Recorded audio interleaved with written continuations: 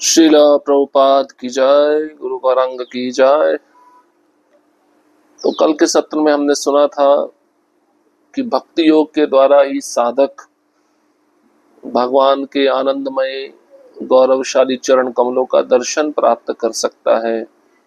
उसको भक्ति करके ही अनुपम सुख प्राप्त हो सकता है, क्योंकि निर्गुण मोक्ष को जब व्यक्ति प्राप्त होता है तो वहां पे सेवा भाव ना होने के कारण वो पुनः पृथ्वी पर वापस आता है और उसकी जो इच्छा है भगवान के ब्रह्म तेज में विलीन होने की, वो विफल हो जाती है। तो भगवान का साक्षात स्वरूप ब्रह्म का ही पराकाष्ठा है।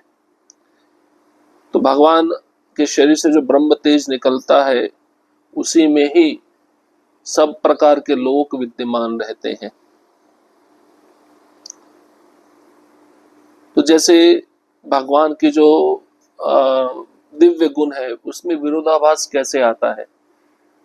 तो जीव जो है भगवान का अंश है, वह अंश भगवान से ही जन्म लिया है, लेकिन उसका अपना एक अलग स्वतंत्र स्वरूप होता है। उदाहरण के रूप में चिंगारी और अग्नि का प्रतिबिंब दिया गया है। जैसे चिंगारी अग्नि में से निकलती है और उसकी अपनी स्वतंत्र सत्ता है, लेकिन उत्पन्न अग्नि से होती है। मात्रा में चिंगारी अणु है, मात्रा में अग्नि विभु है। महासागर है, उसकी लहरें लहरें महासागर से प्रकट होती हैं। महासागर से प्रकट होने के कारण वो महासागर के द्वारा ही दिखाई जाती हैं। जैसे सूर्य और सूर्य की किरणें सूर्य से ही आती है, लेकिन सूर्य से अलग भी है, उनकी अपनी स्वतंत्र सत्ता है। लेकिन जीव की स्वतंत्र सत्ता भगवान के अधीन रहना है। भगवान के अधीन रहकर वह तीन गुणों को पार कर सकता है। अब हम आगे बढ़ेंगे। जीवात्मा का जो स्वरूप है अनादि है, नित्य, ज्ञानमय और आनंदमय है। परंतु श्री कृष्ण की माया शक्ति जो अनादिकाल से उसे अज्ञान में डाल देती है, उस माया शक्ति के प्रभाव से वह अपने असली स्वरूप को भूलकर मोहग्रस्त होकर जन्म मरण के चक्र में भटकता रहता है। जब वह अपने असली स्वरूप को जान लेता है तब यह माया जाल स्वतः छूट जाता है। वह मुक्त होकर समझता है मैं उस परम ब्रह्म का अंश हूं और मेरा स्वभाव अखंड आनंद है। परंतु आत्मज्ञान द्वारा प्राप्त इस मुक्ति का फल केवल हल्का सुख है। जैसे किसी मरुस्थल में सूखे होठों पर एक बूंद जल का स्पर्श। जो लोग स्वर्ग लोक की महिमा गाते हुए उसके सुख की ओर ललचाते हैं, उसी प्रकार जो जन्म मरण के संसार से त्रस्त हैं और अमृत रस का अनुभव नहीं कर पाते, वे बार बार निराकार मुक्ति की स्तुति करते हैं। किंतु वास्तविक और सर्वोच्च आनंद तो केवल भक्ति में है। उस आनंद में जो भगवान के पावन चरण कमलों की सेवा से प्राप्त होता है। इसलिए यहाँ सर्वोच्च शब्द का प्रयोग हुआ है, क्योंकि ये आनंद असीम है, इसकी कोई सीमा नहीं। भक्ति का आनंद तो प्रत्येक क्षण बढ़ता ही जाता है। ये निरंतर नूतन और चिर तरुण है। इसके विपरीत निराकार ब्रह्मानंद का सुख सीमाबद्ध है। वह ना तो बढ़ता है और ना ही नूतनता प्रदान करता है। अंत में यह समझना चाहिए परमात्मा, निराकार ब्रह्म और परमेश्वर तीनों एक ही तत्व है।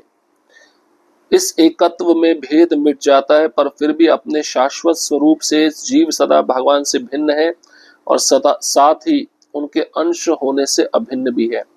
यही है भेदाभेद का सनातन रहस्य, जो एक और भिन्नता को प्रकट करता है तो दूसरी ओर उसे भगवान की अखंड सत्ता में विलीन भी कर देता है।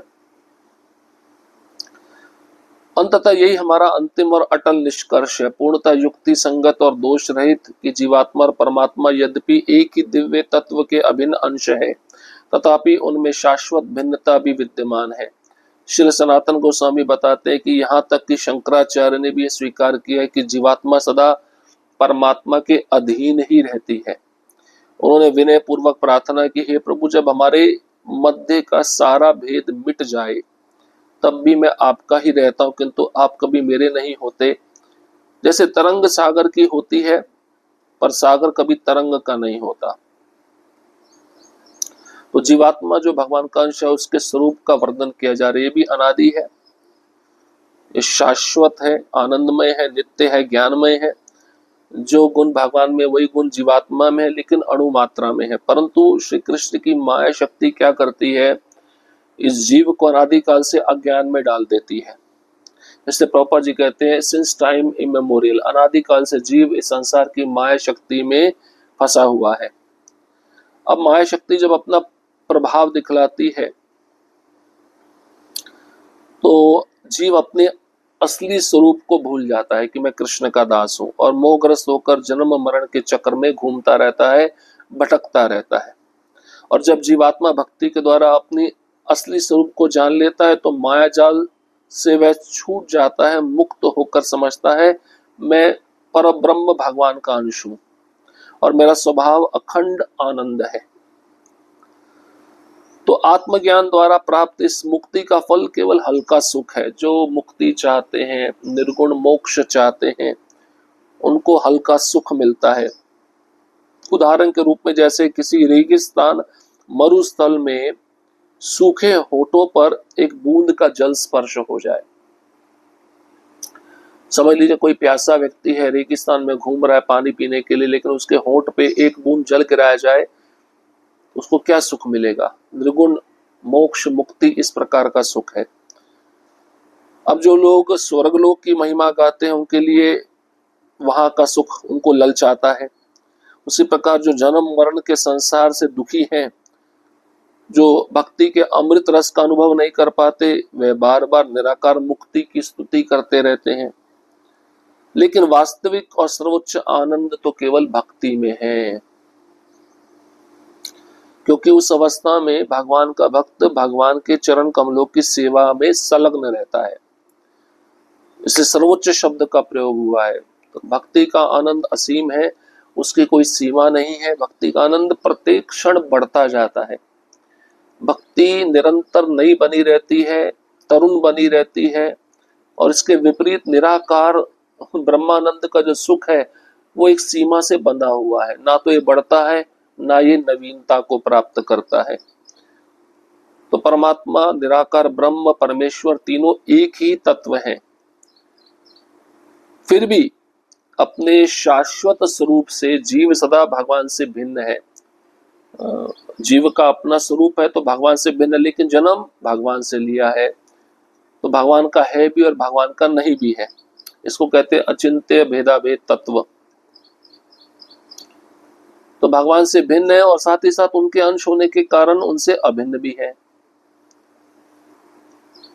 तो अंत में हमारा अटल निष्कर्ष यही है कि जीवात्मा और परमात्मा यद्यपि एक ही दिव्य तत्व के अभिन्न अंश हैं, उनमें शाश्वतता भिन्नता भी विद्यमान है। तो शंकराचार्य ने भी स्वीकार किया, जीवात्मा सदा परमात्मा के अधीन रहता है। विनय पूर्वक प्रार्थना करते हैं शंकराचार्य, तो हमारे मध्य सारा भेद मिट जाए, जीवात्मा और परमात्मा के मध्य। तब भी मैं आपका ही रहता हूं, किंतु आप कभी मेरे नहीं होते। तो तरंग सागर की होती है, लेकिन सागर कभी तरंग का नहीं होता। तरंग मतलब लहर। जैसे महापुरुषों के वचनों को हम प्रमाण रूप में प्रस्तुत करते हैं, वैसे ही उनके आचरण भी हमारे लिए प्रमाणिक साक्ष्य होते हैं। श्री सनातन गोस्वामी स्पष्ट करते हैं कि इस प्रमाण में श्रीमद् भागवतम पहला स्कंद 7वां अध्याय 10वां श्लोक, 6वां स्कंद 17वां अध्याय 28वां श्लोक तथा 10वां स्कंद 87वां अध्याय 21वें श्लोक के वचन सम्मिलित है। साथ ही पवन सुत हनुमान जी का ये दृढ़ संकल्प भी, मैं जन्म मरण के बंधन से मुक्ति की ऐसी कोई कामना नहीं करता जिससे ये नित्य संबंध आप स्वामी और मैं दास टूट जाए। इस सत्य को अनेक ऐतिहासिक प्रसंग भी पुष्ट करते हैं, जो केवल कल्पित कथाएं या दंत कथाएं नहीं है। उदाहरण स्वरूप श्री सनातन गोस्वामी श्रीमद् भागवतम के 4थे स्कंद के 20वें अध्याय के 31वें और 32वें श्लोक का उल्लेख करते हैं। जो लोग इन दिव्य कथाओं को केवल मिथ्या मानते हैं, वे महान अपराधी बनते हैं और भयानक नरक में डाल दिए जाते हैं। श्री सनातन गोस्वामी नारदीय पुराण का ये वचन उद्धृत करते हैं, श्रेष्ठ ब्राह्मणों में अग्रगण्य जो लोग उन पुराणों की कथाओं को जो धर्म मार्ग का उपदेश देती है मिथ्या कहते हैं, वे नरक में कष्ट भोगते हैं। फिर वे प्रश्न करते हैं, जब राक्षस भी जिन्हें शास्त्रों में निंदित किया गया है और जो जो ब्राह्मण तथा अन्य निर्दोष जीवों का वध करते हैं ऐसी मुक्ति को प्राप्त कर लेते हैं, तो उस निराकार मुक्ति की प्रशंसा कैसे की जा सकती है।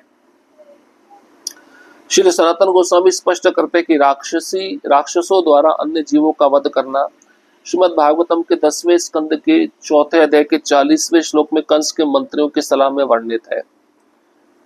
तो देखिए यहाँ पे एक रहस्य बताया गया है। तो महापुरुष के जो वचन है वही प्रमाण स्वरूप है हमारे लिए, और ऐसे महापुरुष अपने आचरण से हमारे लिए प्रामाणिक साक्ष्य भी देते हैं। तो हनुमान जी की प्रार्थना का यहाँ पे वर्णन किया गया है। हनुमान जी भगवान रामचंद्र से प्रार्थना करते हैं कि मुझे जन्म मरण के चक्र से मुक्ति भी नहीं चाहिए। मैं ऐसी मुक्ति की कामना नहीं करता जिससे हमारे संबंध में दरार आ जाए। आप मेरे स्वामी हैं, मैं आपका दास हूँ, हमारा नित्य संबंध है, तो मुक्ति होने पर ये संबंध खत्म हो जाएगा, मैं आपकी सेवा नहीं कर पाऊंगा। तो ऐसा वरदान मैं आपसे नहीं मांगता जिसके कारण हमारे नित्य संबंध में दरार आ जाए या हमारा नित्य संबंध टूट जाए। तो ऐसे अनेक ऐतिहासिक प्रसंग है पुराणों में, कथाओं में। तो लोग इनको अगर कल्पित मानेंगे, इमेजिनेशन मानेंगे, दंत कथाएं मानेंगे, तो ऐसे लोगों को अपराधी माना जाता है और ऐसे लोगों को भयानक नरक में डाल दिया जाता है, जो भगवान के और उनके भक्तों की कथाओं को मिथ्या मानते हैं, झूठ मानते हैं, काल्पनिक मानते हैं। इसलिए 10 नाम अपराधों में हम सुनते हैं ना, हरिनाम को काल्पनिक समझना, एक कल्पना है। हर नाम लेने से मुक्ति थोड़ी ना मिलती है, प्रेम थोड़ी ना मिलता है। तो सनातन गोस्वामी नारदीय पुराण से एक और वचन उद्धृत कर रहे हैं। ऐसा बताया गया है, हे श्रेष्ठ ब्राह्मणों में अग्रगण्य जो कथाएं पुराणों में दी गई हैं, उन कथाओं को अगर कोई मिथ्या माने, जो कथाएं धर्म मार्ग का उपदेश देती हैं, उन कथाओं को अगर कोई झूठा मानता है तो वह नरक में कष्ट भोगता है। तो फिर प्रश्न किया जाता है, राक्षस भी हैं जो शास्त्र को नहीं मानते, शास्त्र की निंदा करते हैं, जो गाय ब्राह्मण अन्य निर्दोष जीवों का वध करते हैं, ऐसे राक्षस को मुक्ति प्राप्त हो जाती है। निराकार मुक्ति की प्रशंसा फिर वहां पे कैसे की जा सकती है। अब इसके उपलक्ष्य में सनातन गोस्वामी श्रीमद् भागवतम के 10वें स्कंद के 14वें अध्याय के 40वें श्लोक में वर्णन कर रहे हैं। इसका प्रमाण बता रहे हैं। भक्त और राक्षस से दोनों स्वभाव, आचरण और उद्देश्य में एक दूसरे के सर्वथा विपरीत है, अतः उनकी प्राप्ति के लक्ष्य और उन तक पहुंचने के मार्ग भी परस्पर भिन्न ही होंगे। श्री सनातन गोस्वामी स्पष्ट करते हैं कि भक्त का परम लक्ष्य भगवान के प्रति प्रेम, और वह लक्ष्य उन्हें भगवान के चरण कमलों की आराधना द्वारा प्राप्त होता है। इसके विपरीत राक्षसों का लक्ष्य है निराकार मुक्ति, जिसे वे निराकारवाद की मान्यता का अनुसरण करके प्राप्त करते हैं। फिर भी कभी कभी क्रोध अथवा अन्य दोष भी भक्त के लक्ष्य तक पहुंचा सकते हैं। श्रीमद् भागवतम के 10वें स्कंद के 97वें अध्याय के 23वें श्लोक में कहा गया है, यहाँ पे 97वें अध्याय नहीं होगा क्योंकि 10वें स्कंद में 90 अध्याय है, शायद गलती से प्रिंट हो गया है। 87वां अध्याय 23वें श्लोक में कहा गया है, महान ऋषियों ने योगाभ्यास और प्राणायाम द्वारा मन और इंद्रियों को वश में किया। योग के अभ्यास में स्थित होकर उन्होंने अपने हृदय में परमात्मा का साक्षात्कार किया और अंततः निराकार ब्रह्म में प्रवेश किया। किंतु जो भगवान के शत्रु थे, वे भी केवल भगवान का चिंतन करने से उसी पद को प्राप्त कर गए। वृंदावन की गोपियां केवल श्री कृष्ण को आलिंगन करना चाहती थी, उनके सर्प समान बाहुओं को धारण करना चाहती थी। कृष्ण के सौंदर्य से आकृष्ट होकर उन्होंने अंततः प्रभु के चरण कमलों के अमृत का आस्वाद करने की लालसा पाई। हम भी गोपियों के चरण चिन्हों का अनुसरण करके कृष्ण चरणामृत का रसास्वादन कर सकते हैं। इसी प्रकार श्रीमद् भागवतम के 7वें स्कंद के पहले अध्याय के 30वें श्लोक में कहा गया, बहुत से लोगों ने केवल कृष्ण का एकाग्र भाव से स्मरण करके और पाप कर्मों का परित्याग करके मुक्ति प्राप्त की है। ये एकाग्रता कभी काम, कभी वैर भाव, कभी भय, कभी स्नेह अथवा कभी भक्ति के कारण उत्पन्न हुई। अब मैं ये समझाऊंगा कि किस प्रकार केवल मन को भगवान पर केंद्रित करके कोई उनकी कृपा प्राप्त करता है।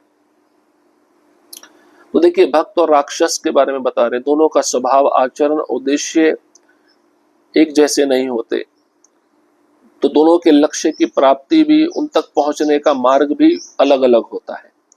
सनातन गोस्वामी कहते हैं, भक्त का परम लक्ष्य भगवान के प्रति प्रेम करना है और वह भक्त भगवान के चरण कमलों की पूजा, आराधना, सेवा करके प्राप्त करता है। इसके विपरीत में देखेंगे राक्षसों के विषय में, उनका लक्ष्य क्या है? निराकार मुक्ति।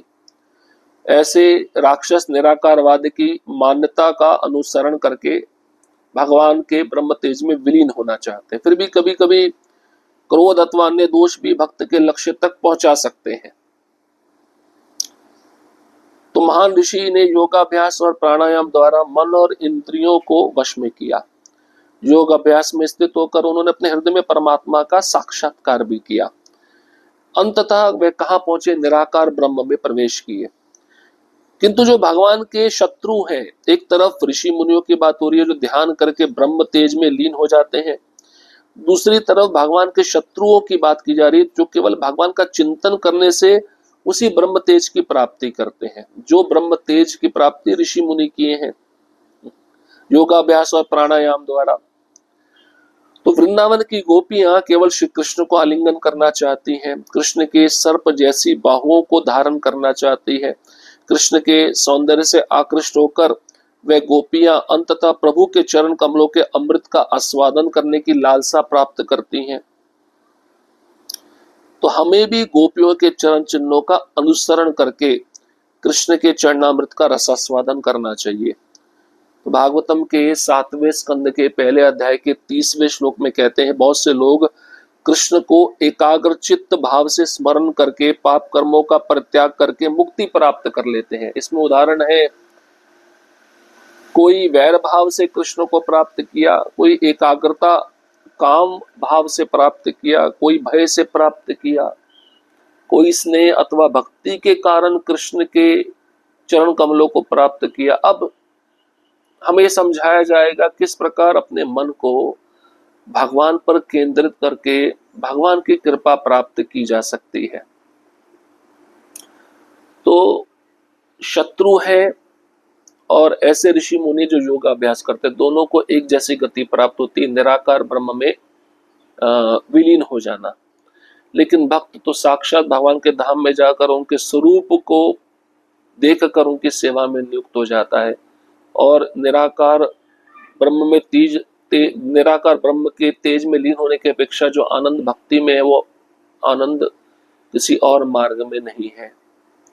अब इसको और अच्छे से समझाया जाएगा कि भगवान की कृपा कैसे प्राप्त की जाए। हरे कृष्ण कृष्ण कृष्ण हरे हरे, हरे राम राम राम हरे हरे। श्रील प्रभुपाद की जय, गुरु गौरांग की जय।